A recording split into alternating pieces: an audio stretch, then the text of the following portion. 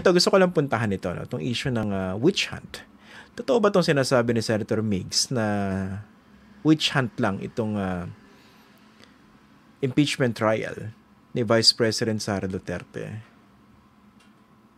I don't think so, because to say that that is a witch hunt misses entirely the point of this exercise. Isa po itong proseso na naayon sa ating konstitusyon para papanagutin ang mga tinatawag na impeachable officials. At hindi po biro yung mga accusations against her. Okay, nandun na po tayo. Pwede nating tanggapin na meron pong ilang mga puwersa, merong ilang mga politiko na gustong tanggalin sa equation si Vice President Sara Duterte dahil siya yung tinitingnan bilang nangungunang contender for the presidency sa 2028.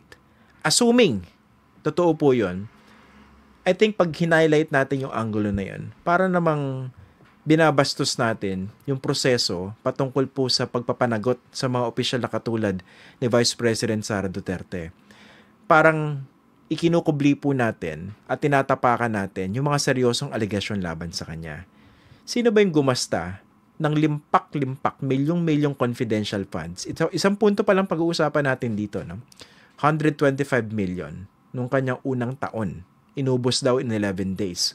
O sabi ng iba, 18 days. 'Di ba? Para mauubos yung ganong kalaking salapi at saan mo dinala? Tapos, ilang withdrawals na yung ginawa in cash para makuha yung ganong kalaking pera. And we're just talking of that first instance, 125. 'Di ba hindi bababa sa 600 million yung inimbestigahan diyan sa House Committee on Good Government? Hindi po biro yung mga allegation against the Vice President. Ngayon, para sabihin ng isang senador na witch hunt lang ito, hindi ba tayo nagbabasa? Saang kuweba ba tayo nakatira? Saang malaking bato ba tayo nagkukubli all this time? Ibig sabihin, pwede pala tayong pumikit na lang at sabihin, politika lang yan kasi gusto niyong tanggalin sa equation si Vice President Sara Duterte. Kasi pwede ibalik sa kanya yung kanyang quote na ganyan, no? Mr. Senator, hindi kayo nabubulag lang kayo sa inyong pagsipsip sa mga Duterte. Kaya nyo binabanggit yung ganyang pahayag. Sabihin witch hunt. Tapos, may contradiction doon sa quote na yun, 'di ba? Of course, I have some biases. I think it is a witch hunt because they want to remove her from public service para yung iba makaupo. But I set that aside. I set my bias aside because we have to follow the process.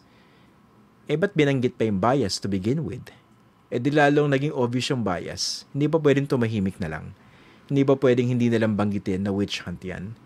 Ang problema sa mga senator judges natin na iba, wala nang pagpapanggap sa paglalabas ng kanilang biases. Una-una na dyan, of course, yung mga katulad nila Bato de la Rosa, at saka nitong si Robin Hood Padilla, and of course, Amy Marcos. Pero I was thinking, baka naman mas mataas sa pamantayan yung pwedeng gamitin natin kay Senator Migs, given his background and track record. Hindi naman natin siyang pwede ihanay sa mga katulad nila Bato at saka ni Robin Padilla na wala talagang pagkukubli ng kanilang biases. Pero parang pareho rin sila when it came to showing their biases in favor of the Vice President, no? Sabihin mo ba naman witch hunt? Wala ka pa nga nakikitang ebidensya, hindi pa nga nagsisimula yung trial. Witch hunt na. Paano kung lumabas yung mga ebidensya at talagang mapatunayan na nilustay yung confidential funds sa milyon-milyon na pinag-uusapan natin? Paano yun?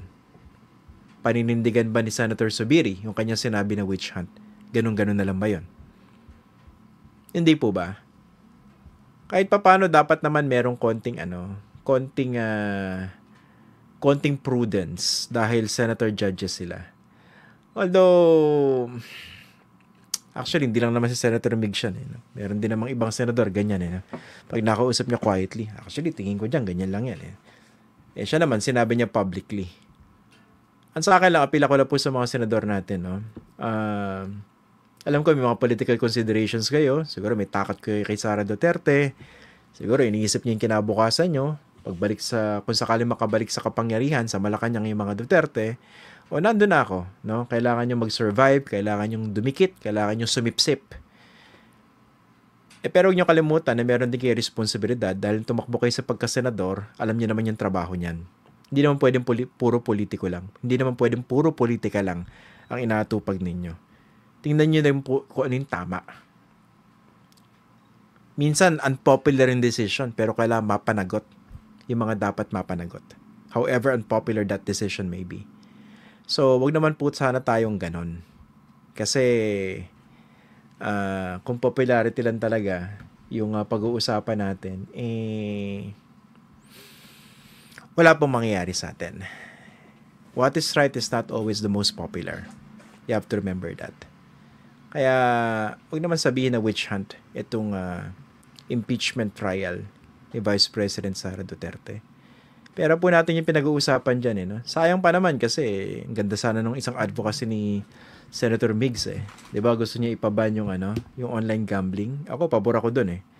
Although sinasabi ng iba, mahirap yan. Dapat i-regulate lang yan kasi magkakaroon lang yan ng underground economy or underground operations, etc. etc. Nandun na ako. Pero sa akin, baka pwede nating subukan. No? Siguro naman hindi mga matatalinong tao lang ang merong konklusyon na ganyan. Although nga, nag-iingay na ibang mga kumakampi sa mga online gambling. No? Napapansin nyo ba? Medyo gumagana na lang yung mga media operations. No? Medyo pinagtatanggol na . Expected naman yan. Tapos eventually yung lobby. Kasi maingay di ba yung mga tao ngayon. So yun nga, agree ako dun sa, sa isang advokasya na yun ni Senator Mig Zubiri. Pero dito, Senator, pasensya na po kayo, dito sa inyong sinabi patungkol dito sa impeachment trial ng Vice Presidente, wala po sa hulog yung sinabi ninyo. Ayan, wala po sa hulog yan. Hindi nyo dapat sinabi yan. And of course, this program is still open for you to be part of this, Pag-usapan natin yan. Dahil maganda, masagot nyo rin po yung mga tanong namin. Ayan. Pero yun po, hindi po tama na sabihin na witch hunt lang yan. Lalo, uupo po kayo. Hindi, nakaupo na nga kayo bilang senator judges or senator judge. Ayun. Siguro naman lamang kayo ng ilang daang paligo sa mga katulad nila Bato de la Rosa sa pagiging veteranong senador. And you should know better. You should know better po.